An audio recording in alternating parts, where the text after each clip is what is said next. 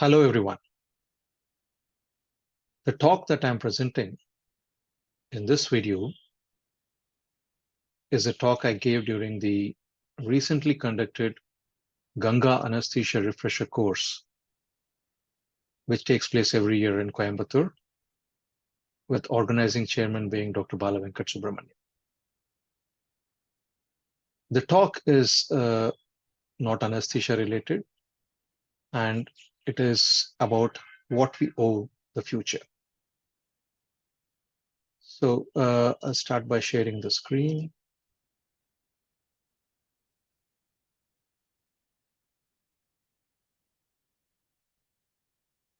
So the talk is about what we owe the future, right? The outline of this talk will be about what do I owe my future self, and more broadly, what do I owe the future of the human race? Now, whenever a Bollywood or a Hollywood star is playing a role, they tend to get into the role. Now, before this talk, I decided I'll do similar experimentation with myself. So I took one of my photos and then I put it through an artificial intelligence photo editing app, and this is what I got.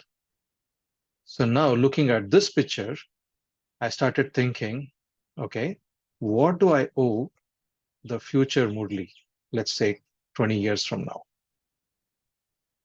Now, what is so difficult about this is our brains actually struggle to connect with our future selves. That's because there is something called as an illusion of continuity which happens here. Looking backwards, we can see the change in the self. Like, okay, I was what I was at the age of 20 and what I am now. So we can see the change happening. Whereas when we look forwards, we always think we will remain the same. At least majority of us, the great minds probably can see themselves in going forward, but majority of us think that will remain the same. And we tend to underestimate the change over the next 5 to 10 years, what's going to happen to us. So the illusion of continuity, in simple words, is that the ease of remembering wins over the difficulty in imagining the future. Now, why is this important? Now, this is an interesting story that is of my making, actually, that the story of the fifth percentile. Now, what is this fifth percentile story? So when we are in school, as you can see, we are always pushed by either our parents or peers or the competition, which is probably there, to stand in the top fifth percentile. So everybody kind of struggles to stand in the top fifth percentile. Now, if you take,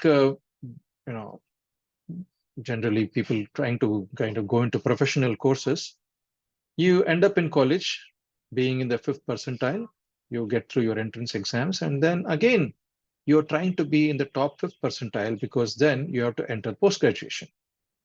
Now, as many of you are aware, the journey as a doctor is quite a long one. And going from the fifth percentile in school to the fifth percentile in college, then majority of us land up in post-graduation course, where you'll see that the fifth percentile students from school and college are landing up here. So it's very difficult to come in the top fifth percentile in post-graduation because you're now competing with two groups who are fifth percentile in school and college. Then what happens after post-graduation? Now, the fifth percentile story takes a little turn here because in real life, you don't know where the fifth percentile exists. Now, you don't know what is success, what should be the yardstick by which you should kind of gauge yourself to be in the top fifth percentile. So now the question comes, can you stay in the top fifth percentile in real life? You can probably, but you need to reinvent yourself every 5 years because the curve is changing. The number of people coming into this pool is increasing and you need to reinvent. And you need to keep expanding your circle of competence. That is what you know, what your skill sets are, and what kind of value addition that you can bring to the society. And most importantly, you need to define what success is for yourself. So if you take what success is, now, to me, there are a few parameters which I would kind of highlight here. One is health. Now, a successful life is no success if there is no good health. Next is relationships. It could be with family or it could be with friends. Third is money. Without money, all of you are aware that success, especially in the present society standards, is not success. Then you need to have a good career growth, or at least uh, a trajectory which is going upwards rather than downwards. And then another important thing which has been made quite popular by the book Ikigai is purpose and meaning. So we need to wake up with a purpose and we need to find a meaning at the end of the day as to what we are doing. And finally, with what we have seen during COVID and tested during COVID is resilience. So I would say having these parameters, 6 of them, is probably what will kind of come into this basket called success. Now, to achieve anything, according to me and according to many people who define success and how to achieve success, time is a very powerful tool. Now, if you go on various websites which talk about how to kind of, achieve this success, one of the things that comes up is this kind of a planner.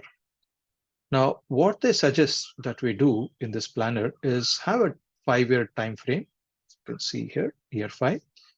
And then the things that I mentioned earlier, such as the health, relationships, the financial aspects of it, career, education, and spiritual. And I wouldn't put resilience and purpose meaning here, but these we can have clear goals as to what I would do in year 1, year 2, year 3. And we can break that down subsequently into, say, year 1, what is the end goal? Say, example, I would like to lose some weight. What is the process that I would adopt? And what is the success metric, whether I've achieved or not? Now, this can either be put in your computer or you can have it on paper, but at least you have a process, you have a success metric well defined. But the most important part of this entire table here is the process as to what are we doing to achieve this. And when we talk of process, one of the most important things is habits. And when we talk of habits, the formula that comes up is this. This is the formula for compounding. And compounding is one of the key things in habits. And if we see this formula, what is most important is this NT.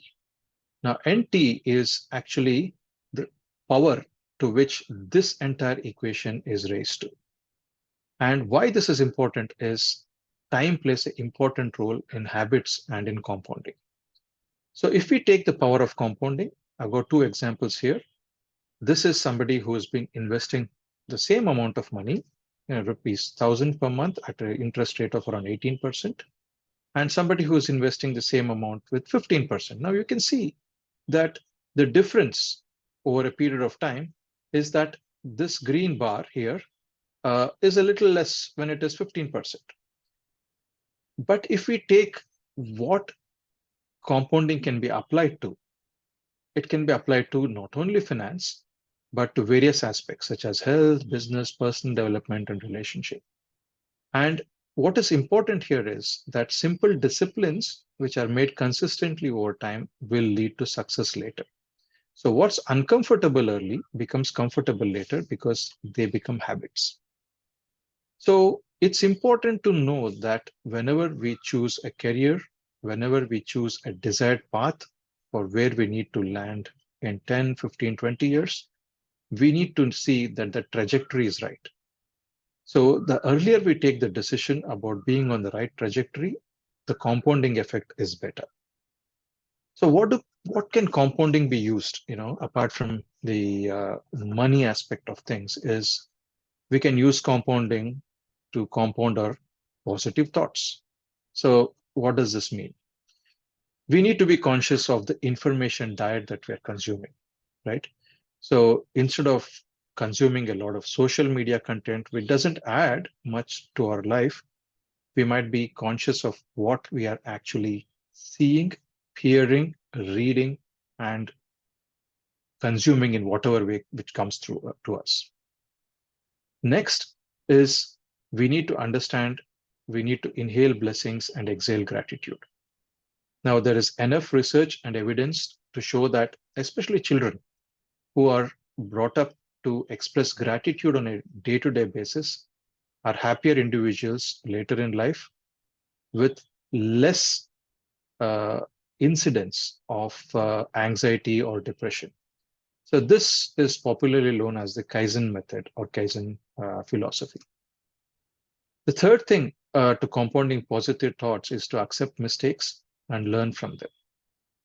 And finally, we need to be self-aware, and knowing our own thoughts is extremely important. And having the positive thoughts within us is more important. So this comes through meditation, and meditation is something which is very popular nowadays with many apps available to help you. So I would strongly suggest that compounding positive thoughts should be the first thing that you should be compounding. Second is compounding good health. Now, going ahead, many of us will have longer lifespans because of good health care, and we need to fear chronic disease, not something acute like what we faced during the COVID. We need to fear chronic disease. And when I say chronic disease, I'm talking about things like high blood pressure, diabetes, arthritic ailments, and similar diseases. And sitting has become the new smoking now. Now, if you see people working in Bangalore, if they have to travel to work, they're sitting in their cars or in cabs or whatever transport that they're taking for at least an hour or two. Uh, they're sitting in the office. So sitting has become the new smoking.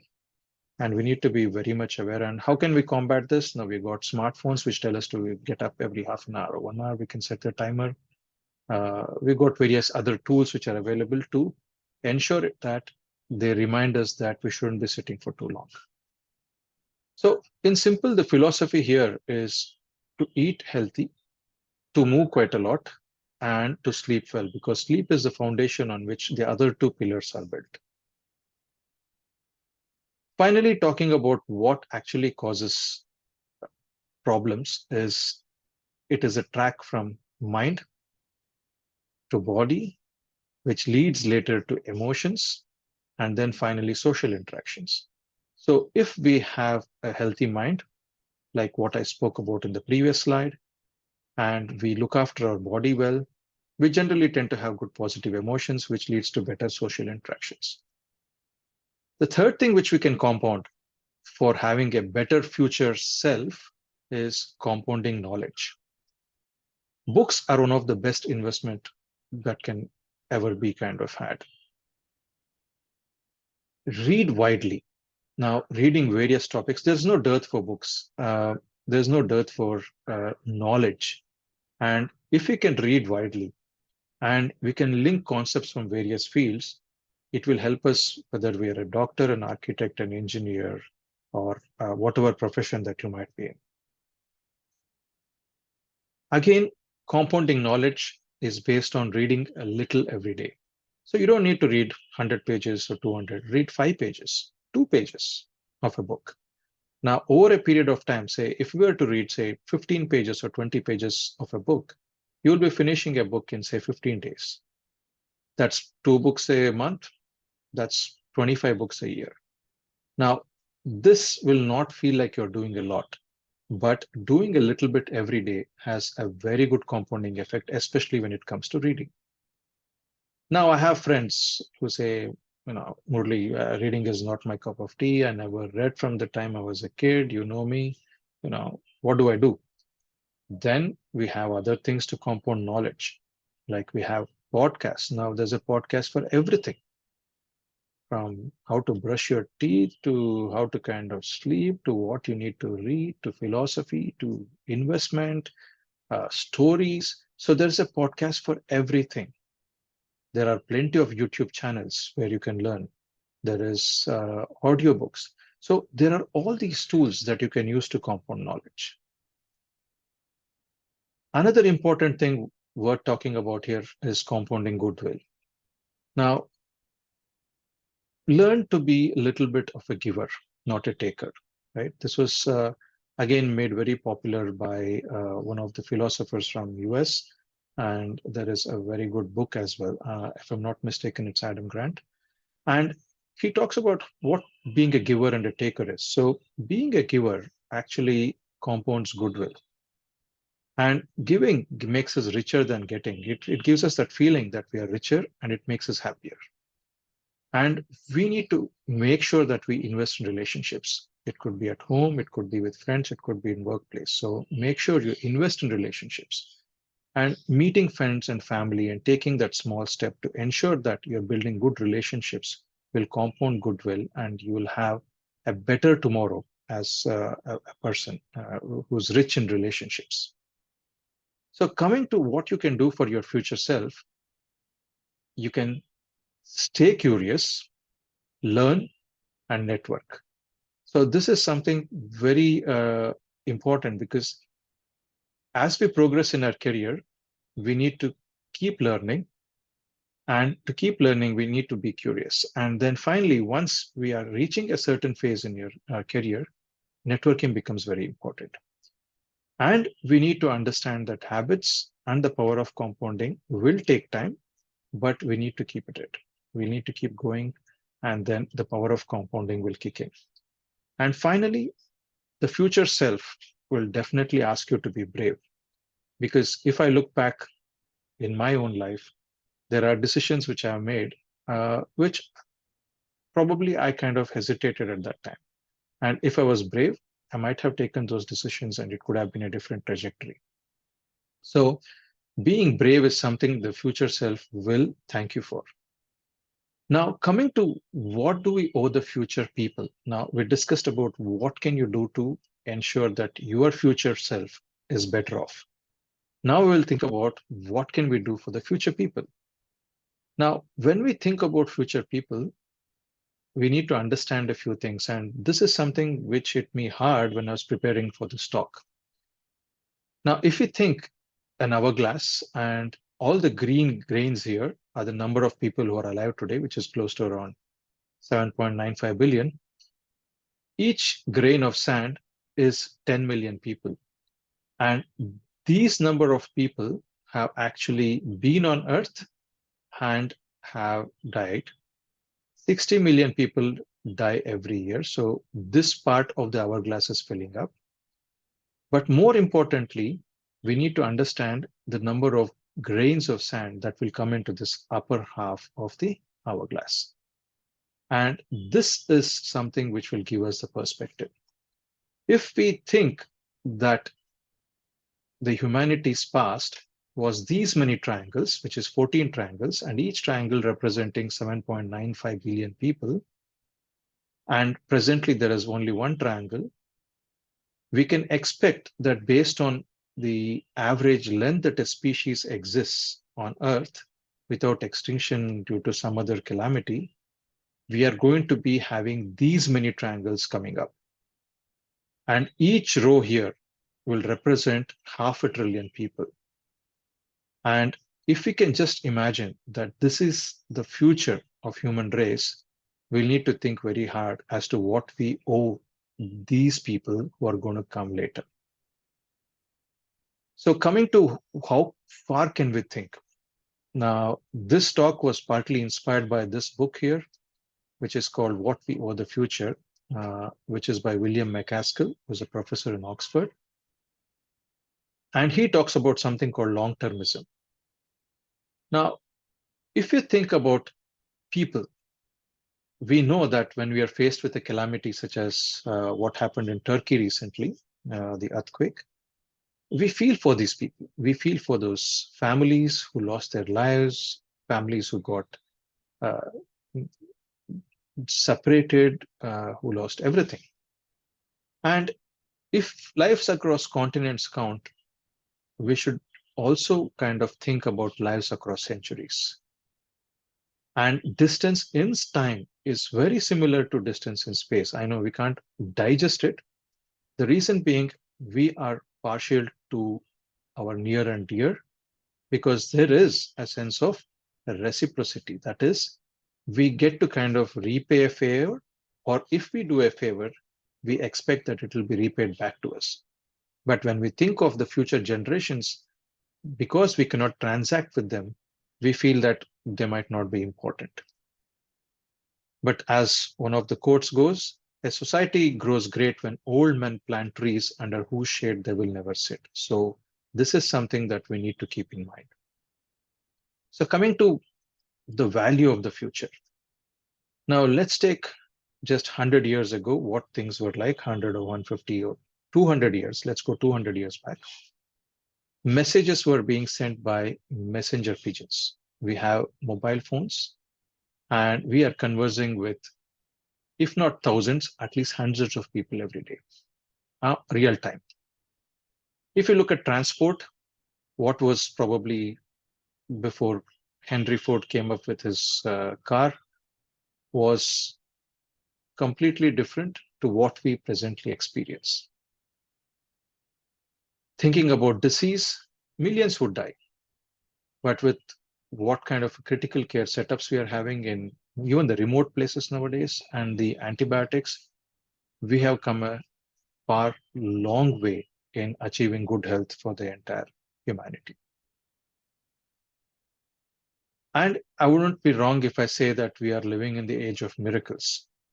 Because if you look at the evolution of human race, things took a long time for new things to come up. Say, so for example, this spiral shows, I would say each spiral showing around 200,000 years. And it took a long time before we even came to agriculture revolution, which happened around 10,000 BC. Then paper came just around probably few years before the year zero. And then we had a very slow growth wherein we had gunpowder coming in, then later microscope, then we had photography coming in later in late 19th century. And then you see this uptick here. We are now living in the age of miracles because we are seeing every 5 years something new coming up. So since the time we had the moon landing in 1969, you can see that we have advanced quite a lot. And even the mRNA vaccine, which we took for granted, is actually a miracle, which we had for COVID. And now we have artificial intelligence in the form of ChatGPT and the likes. And we might be reaching human level artificial intelligence during this century. Now, what has happened in the last 2 centuries is remarkable when it comes to poverty, as we have seen poverty decreasing across the globe, basic education improving, literacy improving, democracy coming in most of the countries, the vaccination drives which have taken place, which have actually eradicated a few of the deadly diseases, and then even the child mortality has come down. So if you look at the other social evils, which are not mentioned in the graphs, infanticide was quite common 2 to 3 centuries ago. It's even unimaginable nowadays. The sati system, which was prevalent in the subcontinent, it's again unimaginable. Women were not even able to vote. I'm talking 60 years ago, 50, 60 years ago. The deep evil of colonialism, slavery, has all been abolished. This I'm talking only in the last 100 to 150 years. Now, if you look at the future, what we do today can impact the lives of all the future people. The future can be terrible based on our choices today, and we have the power to create happiness for the future of humanity. And moral views across the globe, across all societies, are like molten glass. So We can do whatever we want with this molten glass until it sets. But once it sets, it's called a value lock-in. That is, the values get locked in and it's very difficult to change them. So why is this lock-in important? If we take writing and printing, this is a good example of how things got locked in. We had many of the holy books which got printed, and it has been influencing society for thousands of years. We had scientific writing, which got printed and got distributed amongst the population, which again led to having an influence over hundreds of years. And then artificial intelligence, if it locks in values, it can influence millions of years. And the value systems which last till the artificial general intelligence will appear, it might persist forever because it'll get locked in. Because AGI will be immortal, we need to be really worried and really thinking about how long till we reach this phase of artificial general intelligence. And many of the experts who are in the artificial intelligence field feel that there is a chance that we might reach this somewhere around 2070. So we have around 40 to 50 years probably before we reach this artificial general intelligence. It could be sooner, it could be later. But what we need to remember is the values which are existing at this point when it becomes artificial general intelligence might get locked in forever. And we don't want to lock in values which were like this. And more importantly, we need to understand what are the evils in the society, what are the moral views in the society which are existent in the present day, which we do not want to get locked in forever. So what should we do? What are the few steps that as a whole we can do to improve things for future? We need to prevent lock-in of bad values. We need to prevent things that could end our civilization, it could end the human race, such as nuclear and bioweapons. More importantly, we should not go into the dark ages, and we should avoid technological stagnation. We are progressing really well, but we shouldn't stop. We shouldn't land in dark ages. More importantly, we need to have a reserve of fossil fuels, because if things do not go as planned for the human race, we need to have something that we can bank on to get us back to normalcy again.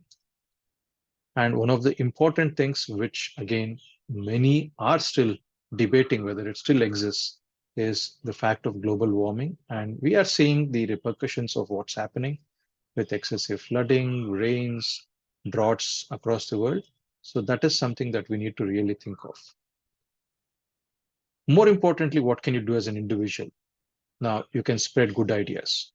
Now, all of you know what a pyramid scheme is, and it is nothing but if you start spreading good ideas and you reach 6 people and those 6 people reach out to another 6 and then go on in the same order, by the 13th order in this progression, you would have reached more than the world population.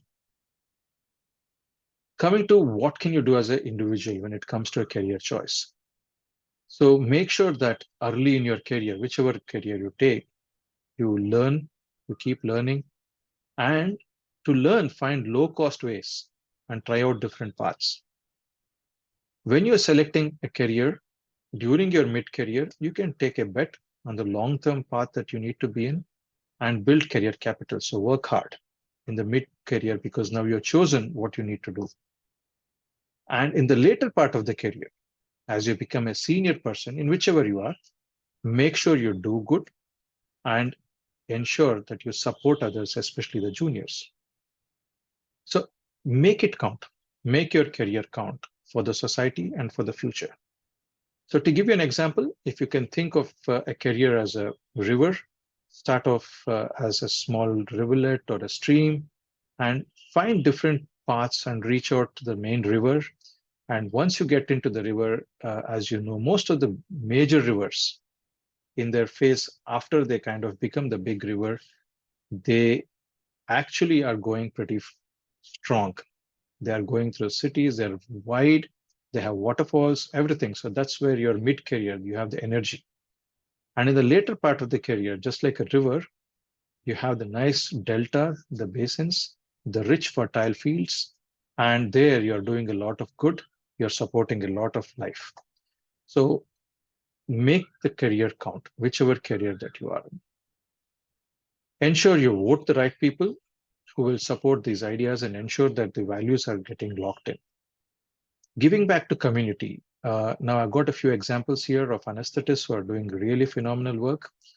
Dr. Madhav Sathe, who has done a lot of work for education in tribal children. Dr. Shaila, who has done a lot of work in slums in the Bombay. Dr. Surajit, who has done a lot of work in Assam for education when it comes to snake bites and prevention of snake bites. And Dr. Swati, who has done a lot with regards to women health. Promoting values, again, in your micro environment, in your home or in your workplace, ensuring that there is good diversity, equality, peace, and social justice, and giving back to the community through charitable funds. Now, this is a very good website, and the charitable funds here have a different kind of a take. That is, they're more like mutual funds.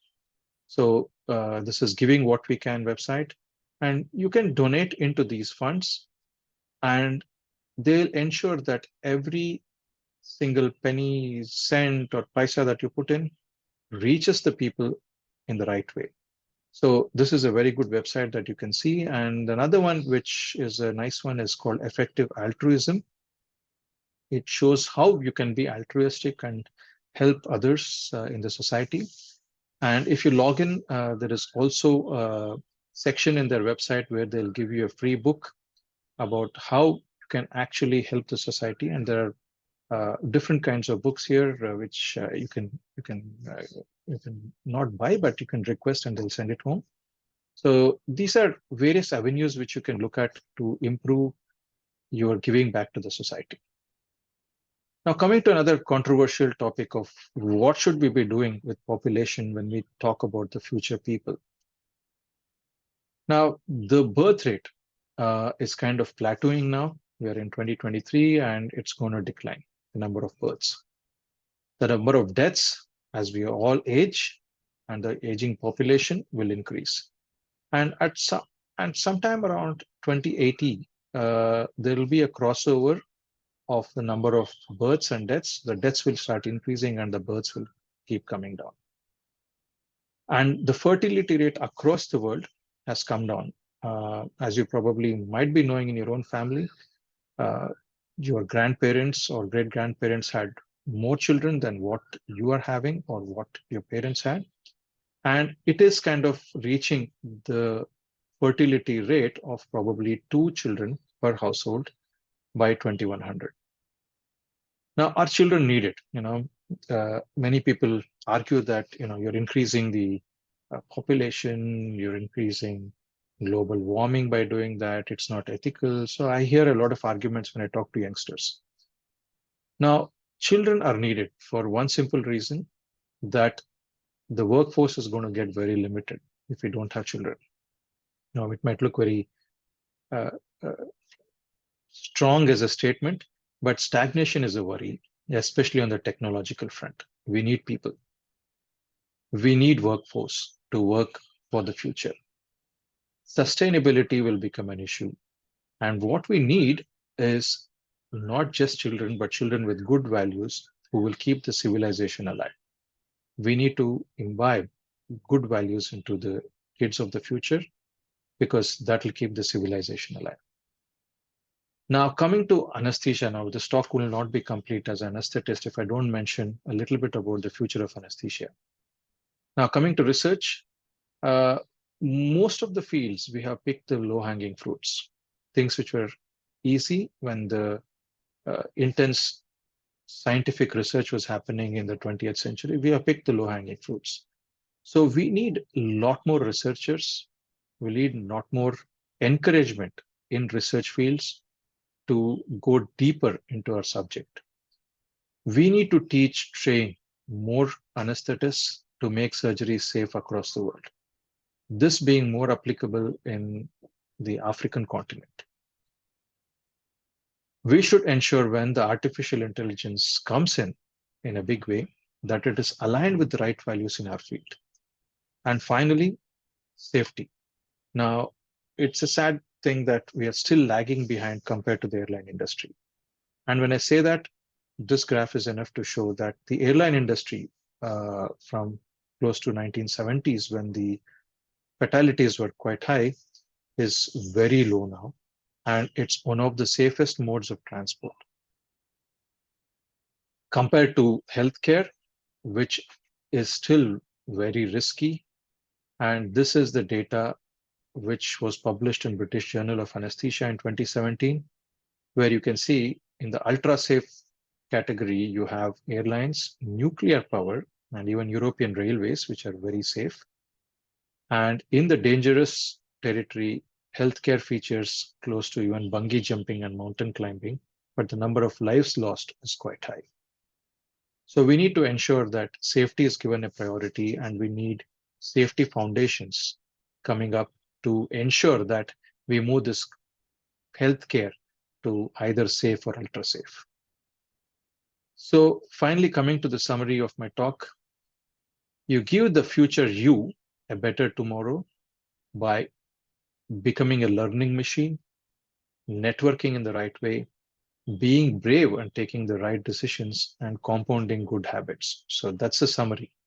So if you want a future you who is having a better tomorrow, do these things.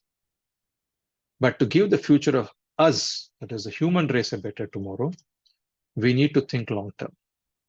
We need to make our careers count. We need to ensure that we not only do something good in our career, but also give back. We need to protect the environment. We need to spread good ideas. More importantly, we need to create leaders, especially with the way we as a nation are going. The next 20 to 30 years is India's time in the world. And we need to ensure we create leaders in every field. And more importantly, across the globe, we need to ensure we lock in good values. So with this, I would like to sign off. And anybody wanting to connect with me can either go to my website or connect me on Twitter. Thank you.